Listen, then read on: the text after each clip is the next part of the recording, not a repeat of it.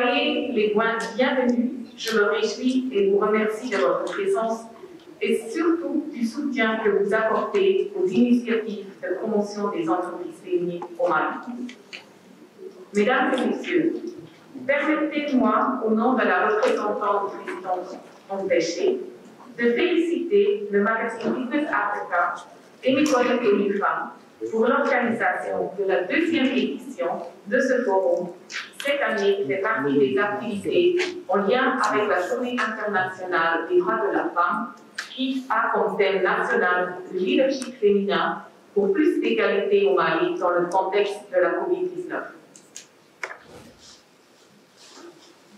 Je voudrais, au nom de Madame le ministre de la Promotion de la Femme, de l'Enfant et de la Famille, et à mon nom propre, vous souhaiter la bienvenue et une heureuse fin de fête en gloire des femmes. Mesdames et messieurs, au Mali, le constat est que les femmes jouent un rôle crucial dans le développement économique de nos pays.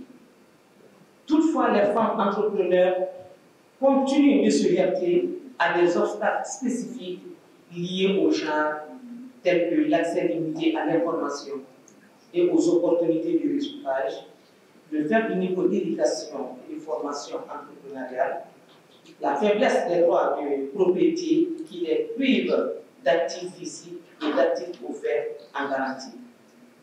Les obstacles juridiques qui entravent leur activité économique et les barrières culturelles qui les découragent et empêchent leur succès. Par conséquent, les femmes ont toutes les difficultés à accéder à des services financiers et non financiers, ce qui porte atteinte à la taille et au développement de leur entreprise. Distingués invités, ce forum est un espace d'échange entre pairs, cadre bien avec sa définition anglaise, workshop, car le sujet à débattre, défis et opportunités liées à la promotion des entreprises dirigées par des femmes, vise à promouvoir le rôle des femmes dans le milieu des affaires et à soutenir les femmes, en particulier celles qui sont promotrices de petites et moyennes entreprises, en leur offrant un meilleur accès à l'information sur les dispositifs d'accompagnement et de soutien. Mesdames et messieurs, la cérémonie que nous réunissons nous offre ainsi une plateforme pour discuter entre femmes des défis liés au rôle de femmes leaders en général et à celui de femmes chefs d'entreprise en particulier, dans le contexte malien. J'ose espérer que nous ferons un bon diagnostic afin de proposer les meilleures stratégies nous permettant de nous épanouir dans ce domaine et de veiller au respect de nos recommandations par la toute autorité du pays. Mesdames et femmes chefs d'entreprise, je vous invite à une utilisation optimale. Cette plateforme pour l'appel des objectifs de promotion et d'autonomisation de la femme malienne inscrite dans le programme gouvernemental de la transition.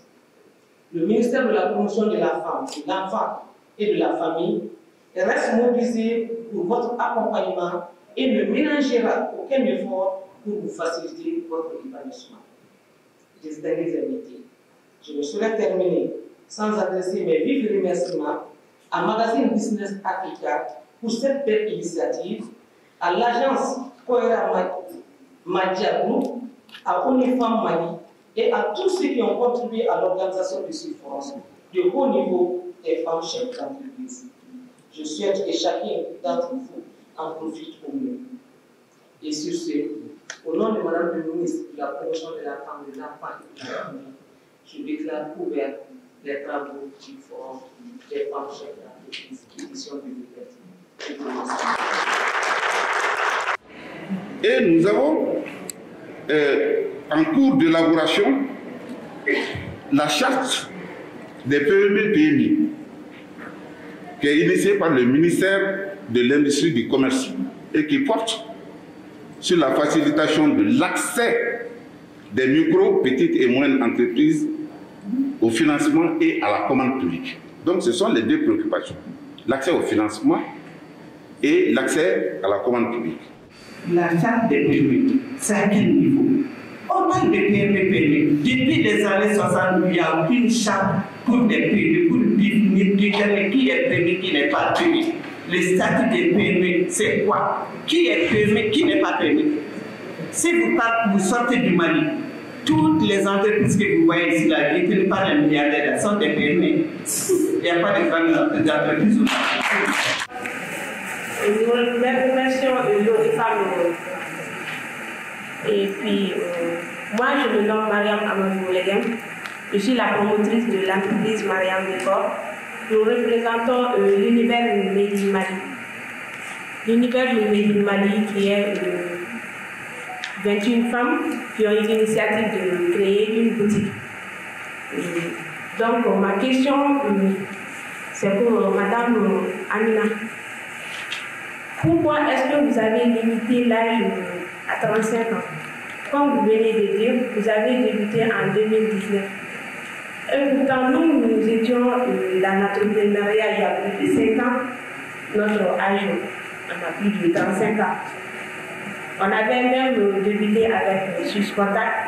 Nous avons eu nos business plans, mais à la dernière minute, on s'est vu refuser à cause de l'âge, pas à cause de notre projet. Donc, pourquoi se focaliser sur l'âge et pourquoi pas sur le projet? C'est ça ma question. Merci. Est-ce qu'il y a une possibilité justement aujourd'hui de voir comment est-ce qu'on peut élargir ce décret pour pouvoir prendre en compte la spécificité des entreprises féminines ou des entreprises appartenant à des jeunes pour leur permettre justement d'avoir un accès plus accru aux commandes publiques? Nous avons financé plusieurs centaines, on doit dépasser les 200 entreprises détenues par des femmes. En réalité, ce qui nous intéresse, ce n'est pas uniquement les entreprises financières, c'est la cible finale, si je peux me permettre l'expression, ce à quoi ça va servir. Et je peux vous assurer qu'auprès des banques, les projets des femmes sont presque prioritaires pour nous. Comme je l'avais dit lors de ma première intervention, nous savons qu'elles attachent vraiment une grande importance à ce qu'elles font. Je dirais les contraintes sont souvent sociales et souvent c'est aussi psychologique. Et souvent, je dirais, certains hommes pensent que la femme n'a pas le droit d'aller chercher de l'argent pour revenir. Alors que si on regarde toutes nos religions, que ce soit la religion musulmane, chrétienne, la femme, tant qu'elle peut aussi contribuer dans les dépenses de la famille, elle est aussi autorisée. Alors les contraintes, je dirais, c'est beaucoup plus psychologique, pas seulement religieux comme certains pensent, mais c'est psychologique parce que certains hommes ne veulent vraiment pas, c'est souvent des égos, souvent des fiertés. Certains ne veulent pas voir un franc d'une femme rentrer dans les dépenses de la famille, et le développement de cette famille va se limiter uniquement aux seuls avoirs de l'homme, ce qui est souvent contraignant, ce qui freine beaucoup plus. Les vrais freins, je dirais, c'est juste psychologique, et c'est pour ça qu'il est nécessaire de faire beaucoup de promotion, de faire beaucoup de sensibilisation dans ça, de voir l'impact que les femmes peuvent avoir, non seulement dans la stabilité sociale, dans la stabilité de nos familles, même dans la stabilité de tout. L'entrepreneuriat féminin, le mot-clé, c'est féminin. Pourquoi les femmes? Parce que nous sommes des femmes. Nous sommes la colonne vertébrale, la cheville ouvrière et surtout le talon d'Achille. On a su que sans coacher ces jeunes, au-delà des capacités managériales, on ne va pas y arriver. Et ce volet, on est en train de le déployer. On a fait une première session de renforcement de capacité de nos partenaires qui sont censés accompagner ces jeunes en technique de coaching du début à la fin. Donc vraiment, on est sur ce volet également. Au niveau du ministère de la Promotion de l'Enfant et de la Famille, à travers le Fonds FAMU, nous avons un guichet entrepreneuriat féminin. Ce guichet entrepreneuriat féminin forme d'abord les femmes, on les appuie et elles sont suivies aussi. Mais ce fonds, nous sommes partenaires avec la BNDA. Nous sommes partenaires avec la BNDA et le taux d'intérêt aussi, c'est à 7,5%. Bon, c'est vrai, c'est les petites entreprises que nous pouvons accompagner. Parce que c'est que le montant quand même est limité, parce que c'est un fonds de l'État, nous sommes appuyés par l'État. Donc nous sommes de 7,5 à 8% avec 36 mois de remboursement 3 ans et le montant ne peut pas dépasser 5 millions. Donc, c'est des petites entreprises. C'est le début. Mais nous sommes à la recherche jusqu'à présent de l'augmentation du budget, comme les pays voisins, pour voir comment accompagner les grandes entreprises. Je vais lancer un cri de cœur. Vraiment, les Maliens sont souvent au Mali. Nous avons des bons produits ici au Mali. Et vraiment, il faut qu'on commence à consommer malien. Le Covid nous l'a montré. On ne peut pas toujours exporter. Il faut vraiment qu'on commence à consommer le produit. Aujourd'hui, on parle de développement, on peut l'entamer sans les femmes. Ça, c'est une réalité. Nous avons organisé en 2000 combien avec les structures de l'État de la commune 5 pour qu'ils voient tout ce que vous investissez dans les pauses café et autres.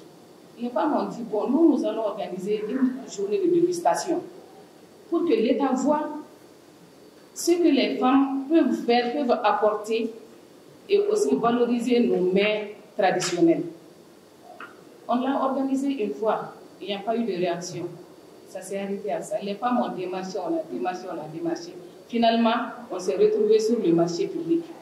En fait, quand je dis le marché public, le marché de tous les jours. Aujourd'hui, en fait, cette année aussi, nous avons l'intention d'organiser cette même journée de dégustation en fin mars. J'espère que vous serez là pour apprécier la capacité des femmes et que vous serez là aussi pour lancer des commandes pour que les pauses, au lieu que ce soit la viennoiserie, que nous ayons accès à d'autres mets. Que nous sommes en train de faire dans ce pays. De plus en plus, tout ce que nous connaissions de façon traditionnelle, nos mets traditionnels sont en train de disparaître. La génération montante, les enfants de 4 à 20 ans ne connaissent même pas ces mets. Aujourd'hui, nous vous invitons à venir avec nous, vous en tant qu'État, composer avec les femmes, commander avec les femmes. C'est vous qui faites les lois. Moi, je ne comprends pas. Vous-même, vous faites les lois, les femmes sont là, nous pouvons le faire. Mais donnez-leur.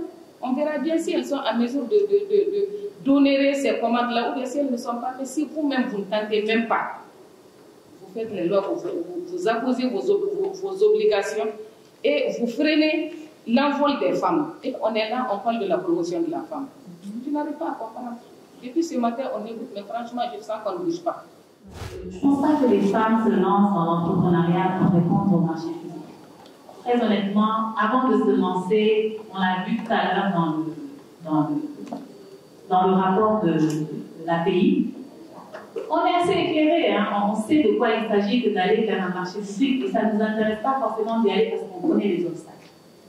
Mais on est dans une situation exceptionnelle qui est le Covid, où les pays qui sont autour de nous mettent en place des mesures pour aider leurs entrepreneurs. Et ces mesures-là, ce n'est pas autre chose que ce que cette dame vient de dire, c'est une question de philosophie. On aura beau parler de textes, les textes sont là, les lois sont là, mais à un moment donné, il faut de la volonté aussi. D'accord, dans les ministères, on prend du café. Si vous devez acheter 10 000 boîtes de café, achetez 1000 boîtes de thé. Même si c'est 1000 boîtes de thé, c'est pas important, ça peut aider certaines femmes. Et ça, c'est juste une question de volonté. Des entreprises qui sont au Mali, qui peuvent faire des produits exceptionnels, il y en a pléthore. Une entreprise qui sait faire, je ne sais pas moi, il y a tellement de technologies au niveau alimentaire, Camille, ça le sait, elle nous connaît très bien. On sait faire des choses, d'accord? Si on sait faire, je vais prendre mon exemple de la poudre de crêpe par exemple, on doit pouvoir faire des choses basiques et on sait le faire. Mais il faut aussi qu'on nous prouve qu'il y a un intérêt à le faire. Vous comprenez? Ça, c'est la première chose. L'autre chose, c'est que vous n'avez pas parlé de quelque chose de très important. En 2019, la Banque africaine de développement a développé le réseau des acteurs des marchés publics en Côte d'Ivoire, et ils ont vu que l'un des principaux freins à l'accès au marché public, là c'est plus une question de femmes, c'est la corruption. La corruption est l'un des principaux freins à l'accès au marché public. Et nous les femmes, tout le monde sait que nous ne sommes pas adeptes, nous ne sommes pas très bien outillés pour la corruption. Donc c'est très compliqué, mais on est dans une situation aujourd'hui où si on se tourne vers les marchés publics, c'est parce que c'est un dernier espoir. Le Sénégal est en train de fermer ses frontières à certains pays parce que eux, ils savent comment c'est important de consommer local. Donc, Le Mali, aujourd'hui, est un pays d'entrepreneurs féminins. L'information est là, à nous également de pouvoir y accéder et de pouvoir faire du Mali un pays d'entrepreneurs féminins au minimum à 70%. Je vous remercie.